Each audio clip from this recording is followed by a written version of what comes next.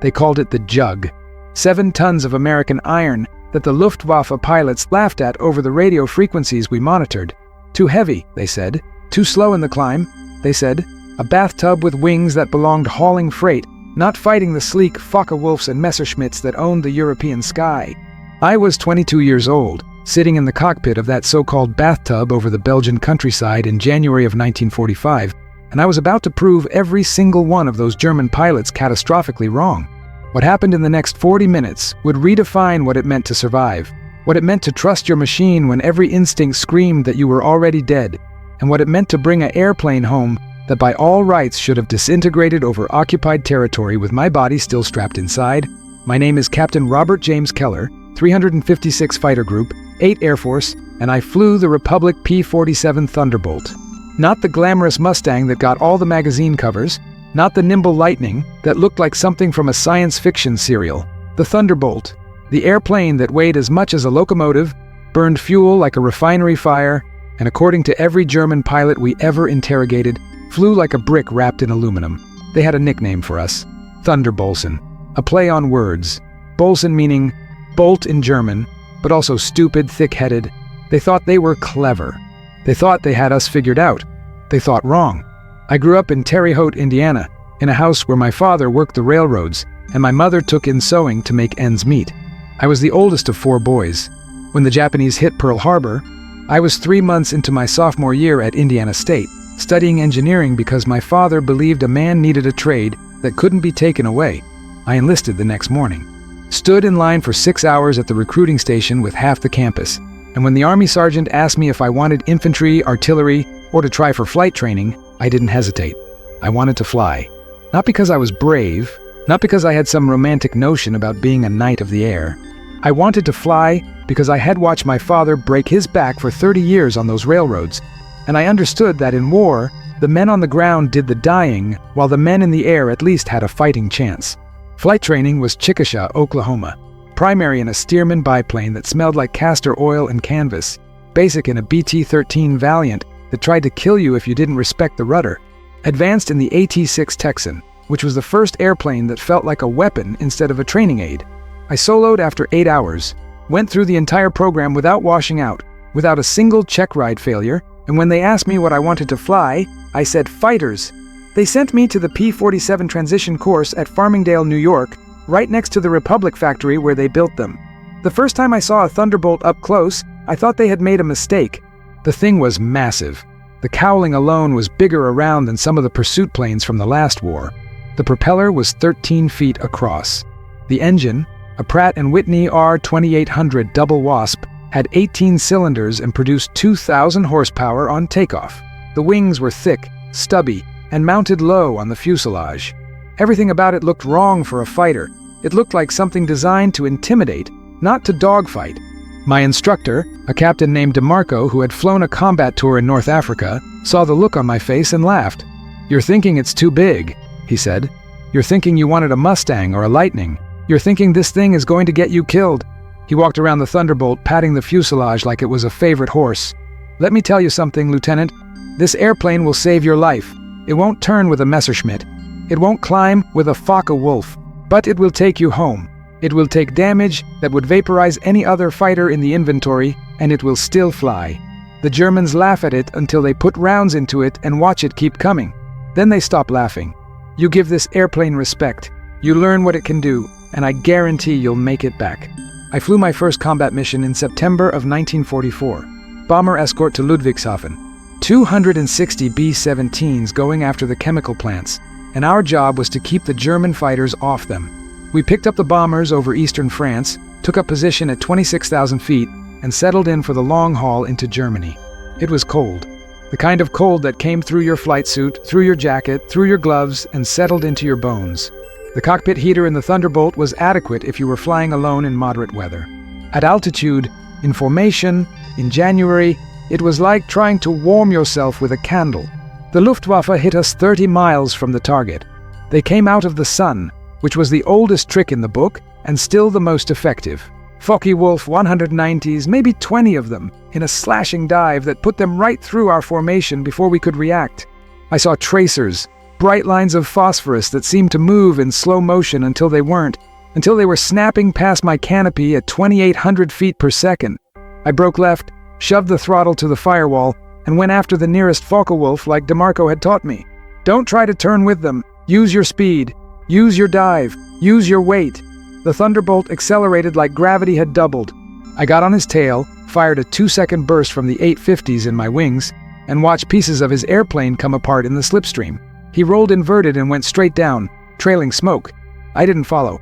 You never followed them down because that was how you died, alone and separated and vulnerable. I pulled back up to the bombers. The fight lasted maybe 4 minutes. When it was over, we had lost one P-47 and claimed 6 German fighters destroyed. My first kill was listed as probable because I didn't see him crash. I didn't care. I had survived. I had done my job. I brought my airplane home with every rivet still in place, and that night in the officers' club, DeMarco bought me a whiskey and told me I was starting to understand. By January of 1945, I had flown 73 combat missions. I had 12 confirmed kills, 4 probables, and 3 damaged. I had been hit by flak 16 times. I had been in 7 separate dogfights where I was outnumbered and alone. I had seen friends die, I had seen airplanes explode in midair, had seen parachutes that didn't open, had seen B-17s with entire crews dead inside, still flying in formation like ghost ships. I had stopped thinking about going home. Home was an abstraction. Home was something that belonged to a different person, a different lifetime. The only thing that was real was the next mission, the next takeoff, the next time you had to trust that 7 tons of American engineering would do what it was designed to do. The mission brief on January 16th was routine, close air support for 3rd Army units pushing through the Ardennes. The Battle of the Bulge was in its final phase. The German offensive had collapsed, and now it was our turn to push them back across the border into Germany. Our job was to hit German armor and troop concentrations, anything that was holding up the advance. We were carrying 2,000-pound bombs under the wings and a full load of 50 caliber ammunition. 6 Thunderbolts in the flight. I was leading the 2nd element, flying wing on Major Carlson, who had been in the group since North Africa and had a reputation for bringing his people home. The weather was miserable. Low clouds, freezing rain, visibility maybe 2 miles on a good day. We flew at 8,000 feet below the cloud deck, following the Meuse River into Belgium. The ground was white with snow. The villages were gray and brown, damaged by artillery, by bombing, by months of fighting that had turned the countryside into a wasteland. I could see the front line. It was a dark smudge across the landscape where the snow had been churned into mud by tanks and trucks and the boots of 10,000 men. Beyond that was German territory, and somewhere in that territory was our target. We found it 12 miles northeast of Bastogne, a column of German armor, maybe 30 tanks and half-tracks, moving west on a secondary road. They were exposed, out in the open, probably trying to reinforce a position that was about to be overrun. Carlson called it in. Switch is hot. We're going in line astern. Get your bombs on target and get out. No lingering. The flak here will tear you apart. He was right about the flak. The Germans had learned the hard way that American fighter bombers were the most dangerous threat on the battlefield, and they had started moving anti-aircraft guns with every unit. The first burst caught Carlson's wingman, Lieutenant Morrison, right in the engine. I saw the cowling peel back like someone had opened a can. Smoke poured out thick and black, and Morrison's Thunderbolt rolled inverted and went into the trees. No shoot, no chance. I pushed it out of my mind. You had to. You had to compartmentalize or you would freeze, and freezing got you killed. I rolled into my dive, lined up the lead Panther tank in my gun sight, and pickled the bombs at 1,500 feet. Both bombs came off clean.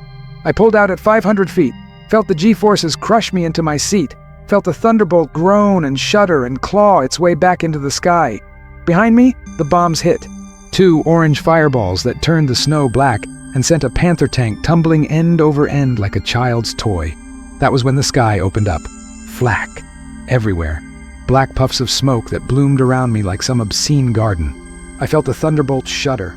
Once, twice, 3 times. Impacts. Hard impacts that sounded like someone hitting the fuselage with a sledgehammer. The cockpit filled with the smell of cordite and burning insulation. My right wing dipped. I corrected. Something was wrong. The controls felt mushy, delayed, like there was resistance in the cables. I checked my instruments. Oil pressure dropping, cylinder head temperature climbing, coolant temperature in the red.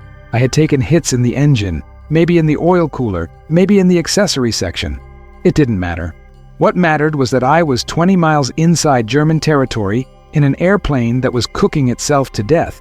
If these memories of sacrifice resonate with you, please consider liking this video, leaving a comment with your thoughts, and subscribing to ensure these stories are never forgotten. I keyed the radio. Lead. This is Boxer 2. I'm hit. Engines running hot.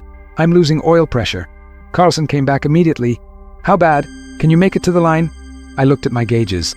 Oil pressure was down to 20 pounds and falling. Coolant temp was 280 degrees. The engine was running rough, missing on at least 2 cylinders. I did the math in my head. 20 miles to friendly territory, altitude 8,000 feet, airspeed 240 knots and decreasing. I might make it. I might not. The engine might seize in the next 30 seconds, or it might run for another 10 minutes. There was no way to know. Negative, I said. I don't think I'm going to make it. I'm going to try to gain some altitude and bail out. Stand by. I pulled back on the stick, trading airspeed for altitude. The Thunderbolt climbed sluggishly. 9,000 feet. 10,000. The engine was shaking now, vibrating so hard that my vision blurred. 11,000 feet. 12,000. Something let go in the engine. There was a bang, loud enough to hear over the roar of the wind and the failing motor, and suddenly there was oil everywhere. It coated my windscreen, thick and black, reducing my forward visibility to almost nothing. Smoke poured out of the cowling, the temperature gauge pegged at 300 degrees. The engine was destroying itself. I reached for the canopy release. Standard procedure: jettison the canopy, roll inverted, release your harness, and fall away from the airplane. Let the chute deploy at 5,000 feet. Pray you came down in friendly territory, or at least somewhere the Germans wouldn't shoot you immediately. My hand was on the release when I heard it. A voice. Not on the radio. Not from Carlson or anyone else in the flight. A voice in my head, clear as if someone was sitting in the cockpit next to me. Don't bail out. Ride it down. This airplane will get you home. I don't know why I listened. Maybe it was instinct. Maybe it was stubbornness. Maybe it was the memory of DeMarco telling me that the Thunderbolt would take me home. I took my hand off the canopy release. I eased the throttle back to idle. The engine was done. There was no saving it. But maybe, just maybe, I could glide this thing far enough to cross the line. I had 12,000 feet. I had airspeed. I had a glide ratio that was better than most fighters because of those thick, stubby wings that everyone said made the Thunderbolt too slow. I trimmed the airplane for best glide, 140 knots, and pointed the nose west. The engine seized completely 30 seconds later. There was a final, catastrophic bang, and then silence. No roar, no vibration. Just a whistle of wind over the canopy and the creak of the airframe. I was flying a glider, a 7-ton glider with a dead engine and oil covering the windscreen. I cracked the canopy to see, and the cold air hit me like a physical blow. My eyes watered. My face went numb. But I could see. I could see the ground, the villages, the roads, and far in the distance, the dark line that marked the front. I was at 10,000 feet. I had maybe 12 miles to go. I did the math again. Glide ratio on the Thunderbolt was roughly 10-to-1 on a good day. That meant for every 1,000 feet of altitude, I could cover 10,000 feet of distance, roughly 2 miles. 12,000 feet meant 24 miles. I had enough. Barely. If I didn't hit any downdrafts, if I didn't have to maneuver, if the wind didn't shift, if 1,000 things went right that usually went wrong. I flew that glide like my life depended on it, because it did. I adjusted for every gust of wind, every shift in the air. I watched my altimeter like a hawk. 11,000 feet, 10,000, 9,000. The front line was getting closer. I could see American tanks now, could see the muzzle flashes of artillery, could see the tiny figures of men dug into the snow. 8,000 feet, 7,000. I was going to make it. I was actually going to make it. And then I saw them. 2 Focke-Wulf 190s, low, maybe 3,000 feet, heading east. They were below me and hadn't seen me yet, probably because I wasn't making any noise, wasn't leaving a smoke trail, was just silently gliding through the sky like a raptor hunting. I could have ignored them. I could have kept gliding, kept heading for the line, and let them go. But something in me, some part of me that was tired of running, tired of being the one who had to escape, decided that if I was going down, I was taking someone with me. I rolled into a dive. The Thunderbolt accelerated instantly. No engine, no power, just gravity and 7 tons of mass-converting altitude into airspeed. 160 knots, 180, 200, 220. I was a meteor. I was a falling star. The Focke-Wulfs grew in my gun sight. I armed my guns. I had maybe 300 rounds left in each of the 850s. Enough for one good burst. I waited. Closer. Closer. 500 yards. 400. 300. I squeezed the trigger. The Thunderbolt shuddered as all 8 guns fired. Tracers reached out across the sky and walked right into the trailing Focke-Wulf. I saw impacts. Wing root. Fuselage. Canopy. The German fighter staggered in the air like it had hit a wall. Pieces came off. The canopy shattered, and then it rolled over and went straight down, trailing fire and debris. The second Focke-Wulf broke hard right, diving for the deck, and I let him go. I had no engine, no altitude to spare. I had made my point. I pulled out of the dive at 4,000 feet. My airspeed was over 300 knots, faster than the Thunderbolt was supposed to go, fast enough that the controls were stiff and the airframe was groaning. I eased back on the stick, bled off the speed, and settled back into my glide. But now I had a problem.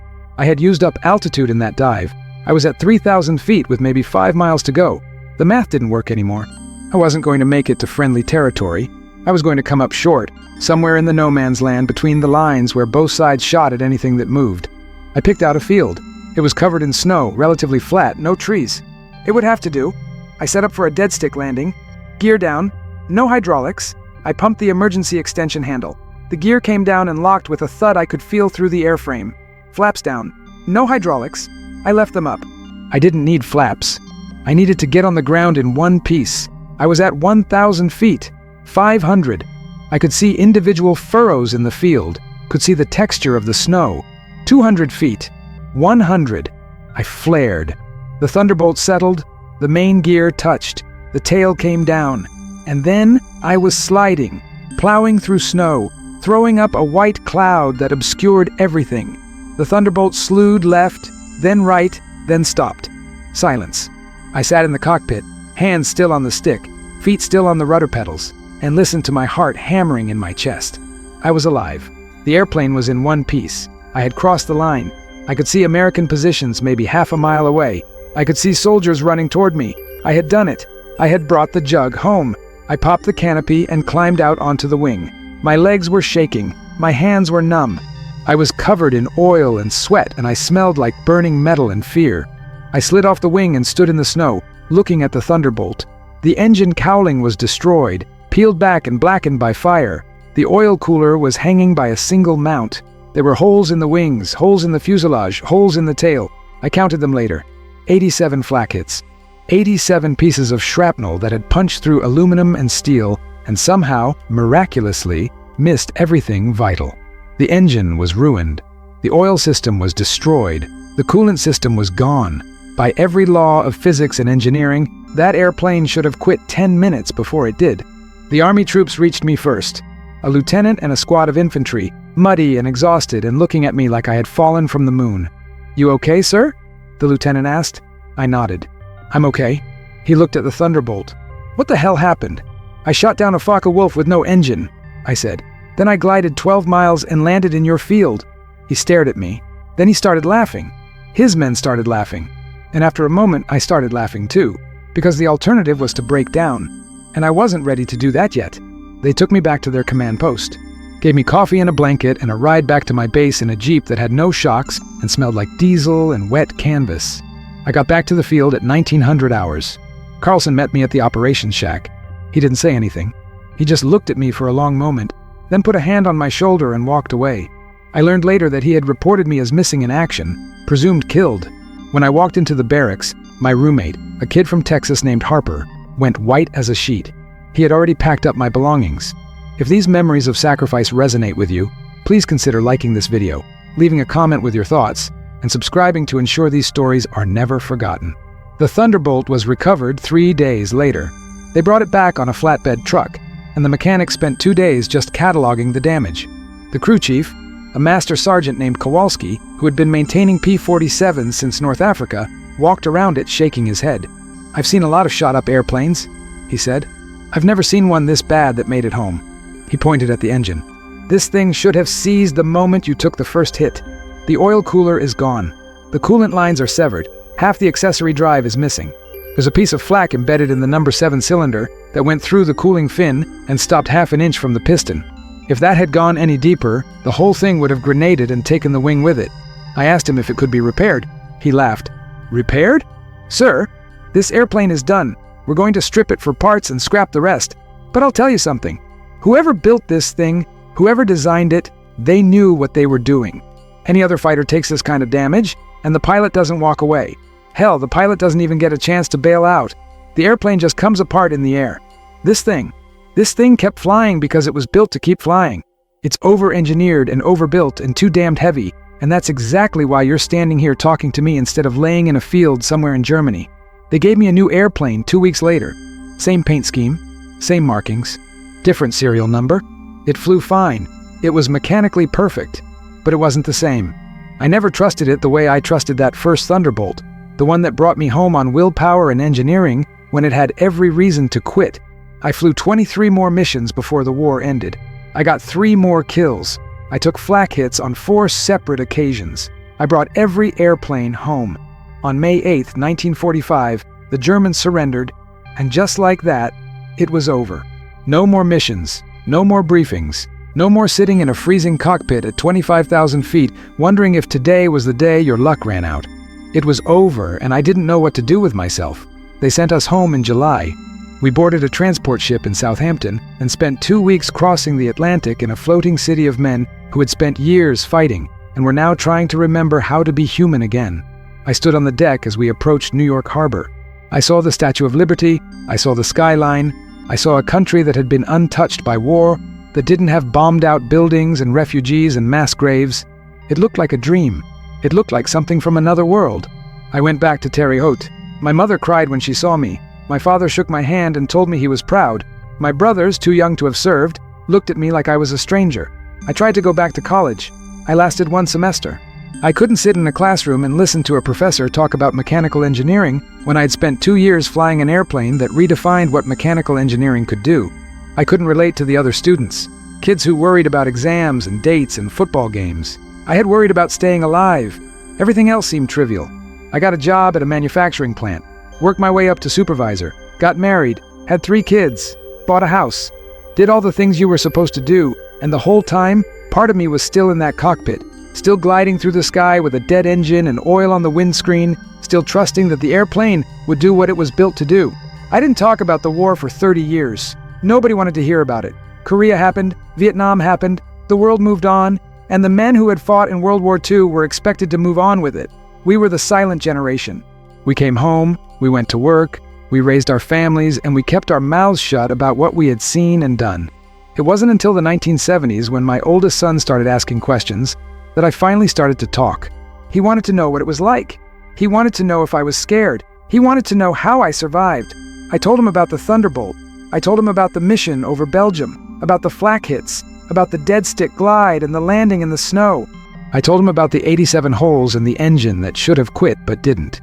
And when I was done, he asked me the question that I had been asking myself for 3 decades. Why do you think it kept running? Why do you think you made it? I thought about it for a long time. I thought about the men I had flown with, the ones who didn't make it, the ones who went down over Germany or France or Belgium and never came home. I thought about Morrison, who took a flak burst in the engine and went into the trees without a chance to bail out.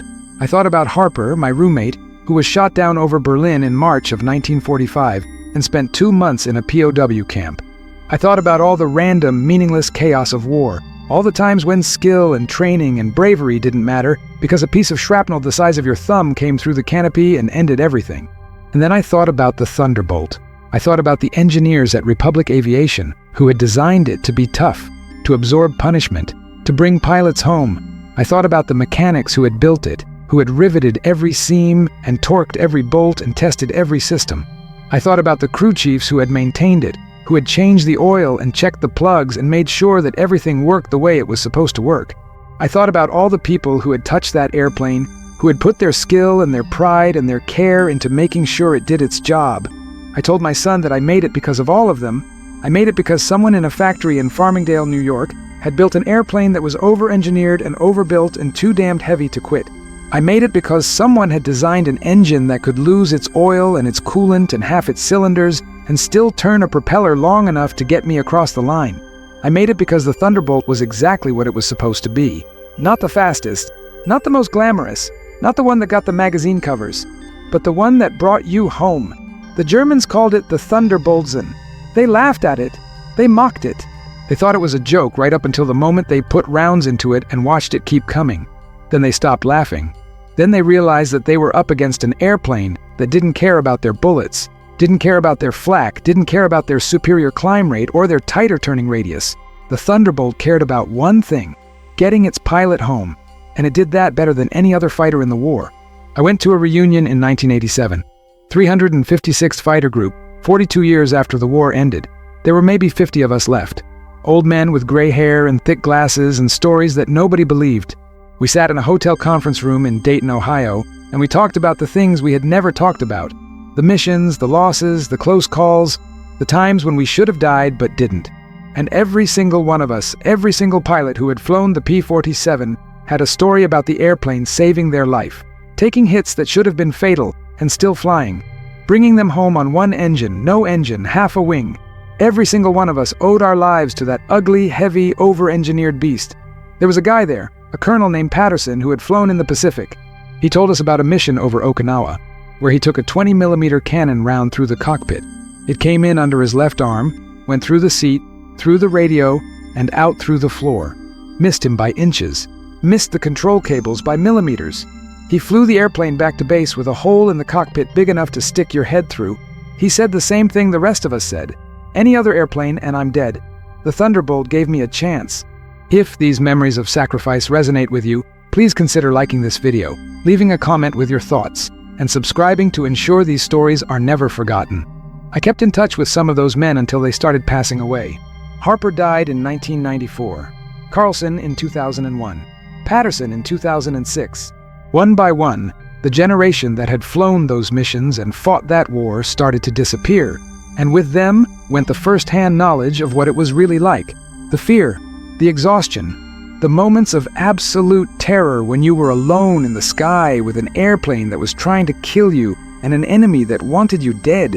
All of it fading into history, into textbooks, into documentaries that got the details wrong and sanitized the experience until it was something clean and noble instead of what it really was. Chaos, brutality, luck, and men doing the best they could with what they had. I'm 99 years old now. I'm one of the last. Most of the men I flew with are gone. Most of the men who built the Thunderbolts are gone.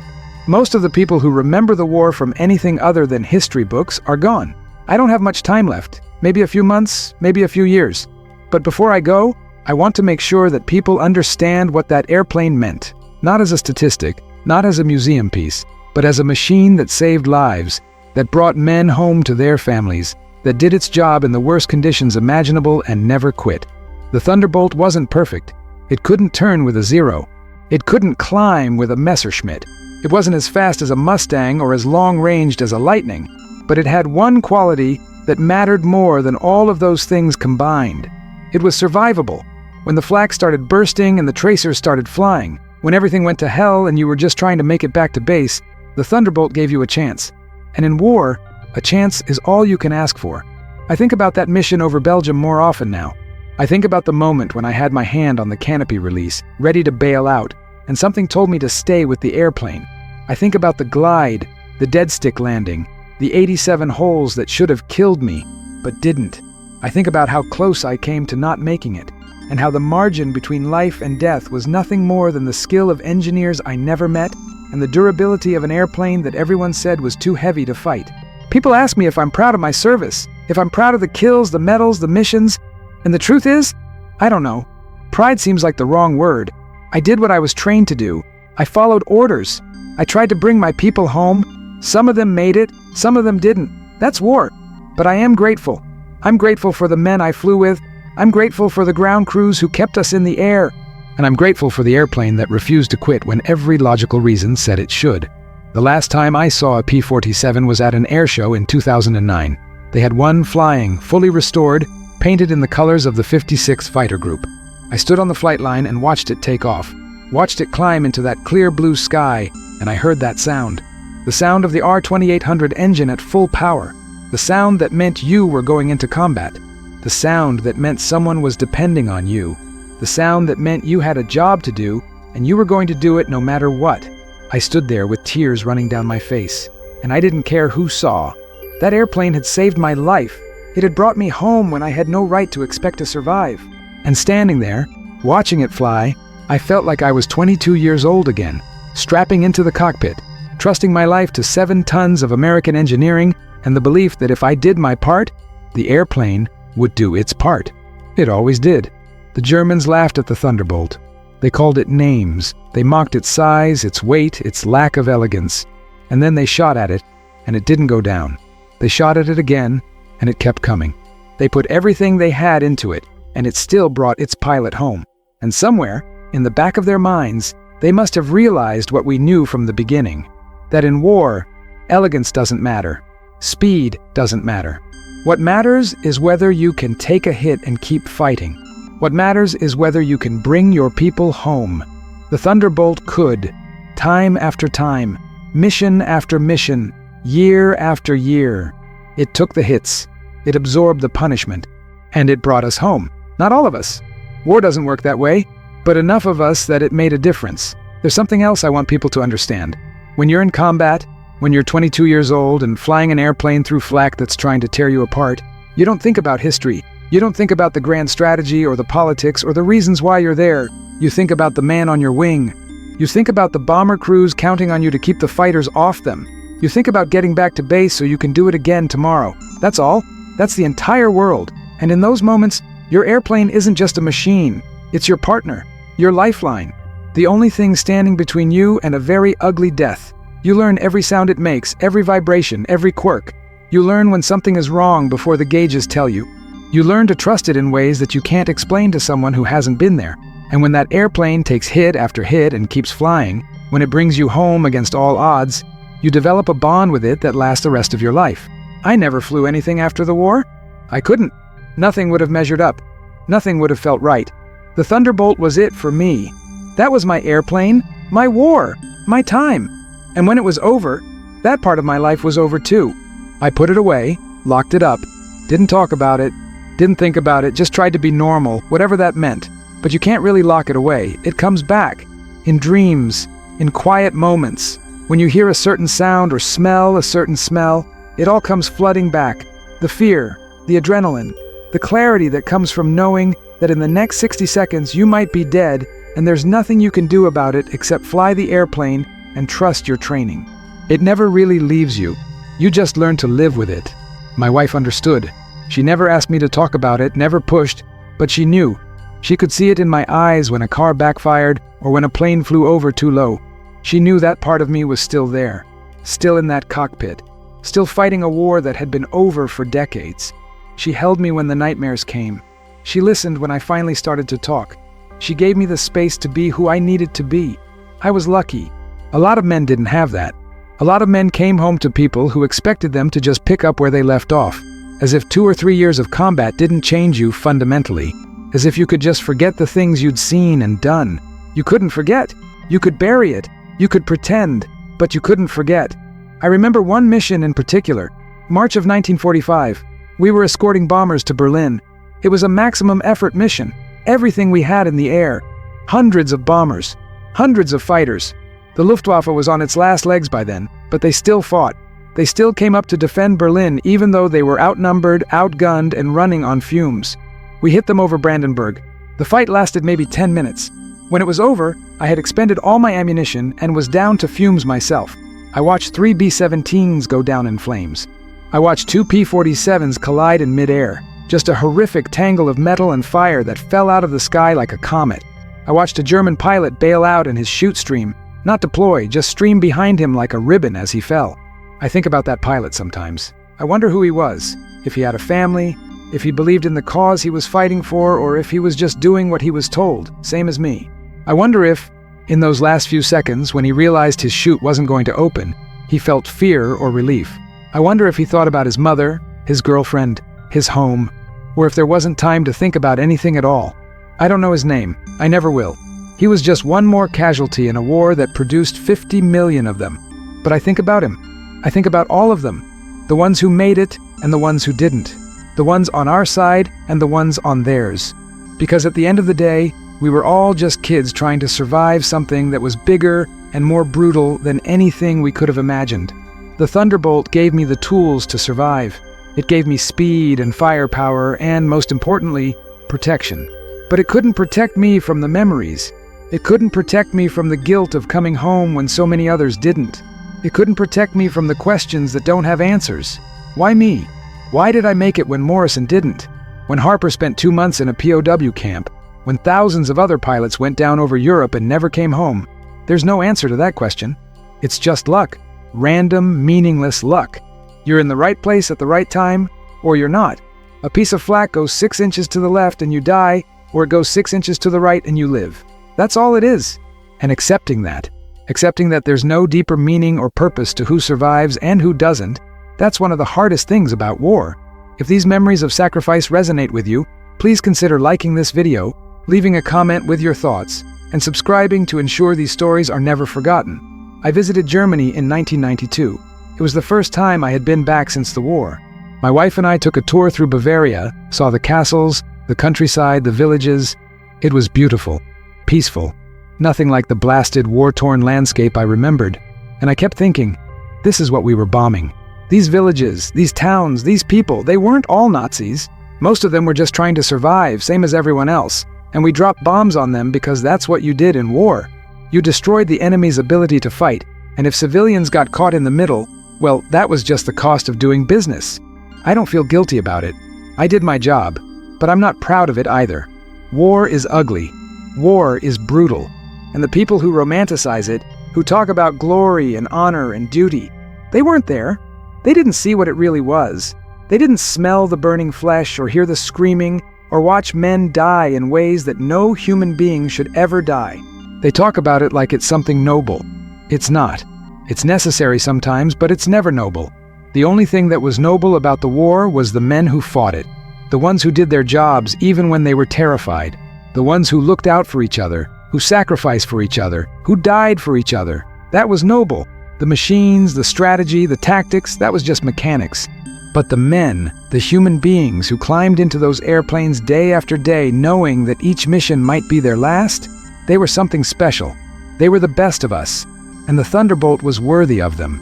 It was an airplane built by people who understood that the pilots flying it were someone's son, someone's brother, someone's husband. It was built with care and precision and a determination to bring those men home. It wasn't elegant, it wasn't beautiful, but it was honest.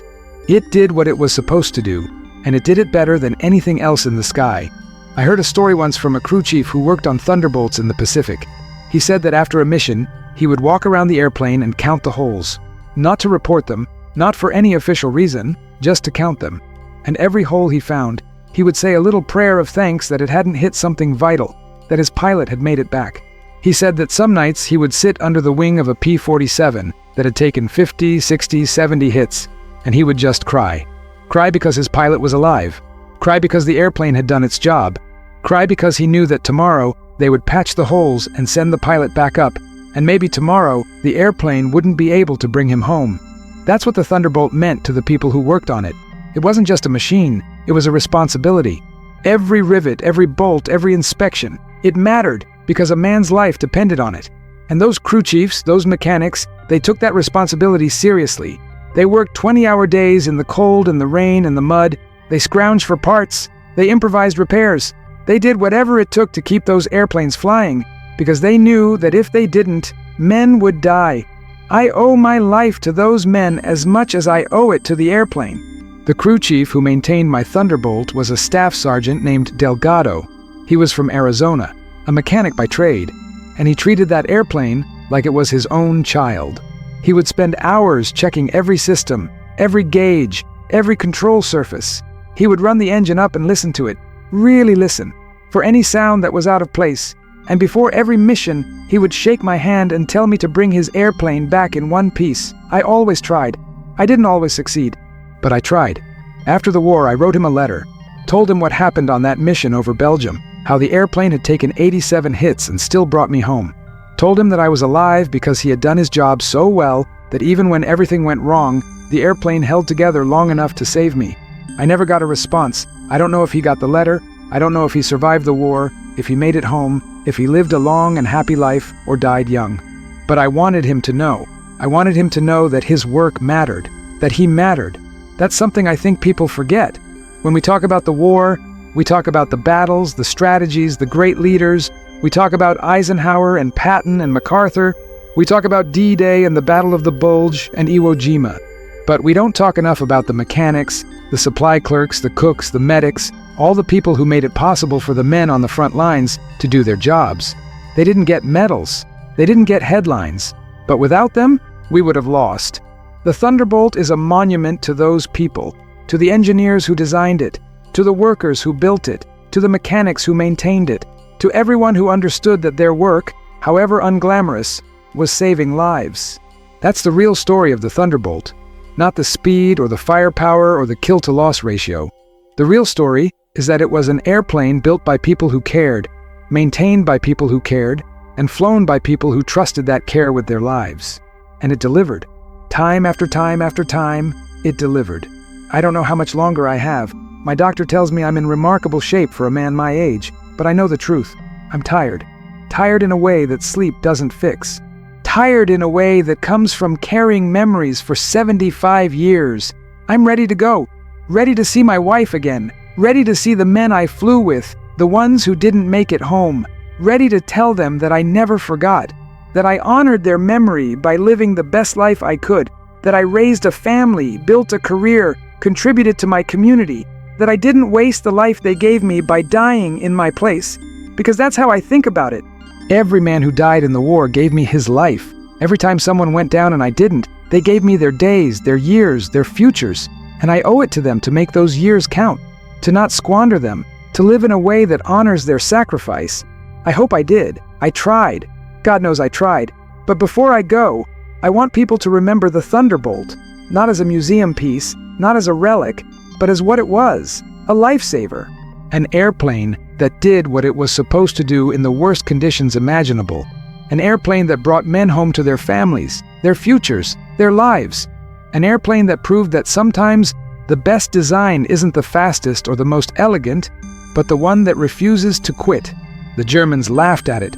They called it the Jug, the Thunderbolzen, a bathtub with wings. They thought it was a joke, right up until they realized that it wasn't the Thunderbolt that was the joke. They were, because they built airplanes that were fast and maneuverable and beautiful. And we built an airplane that won the war. We built an airplane that absorbed their best punches and came back for more. We built an airplane that protected its pilot, that brought him home, that gave him a fighting chance. And in the end, that's all that mattered.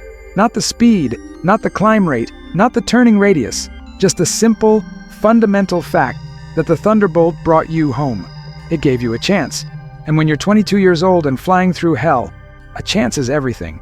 It's the difference between living and dying. It's the difference between seeing your family again or becoming a statistic in a history book. It's everything. The Thunderbolt gave me that chance. It gave thousands of us that chance.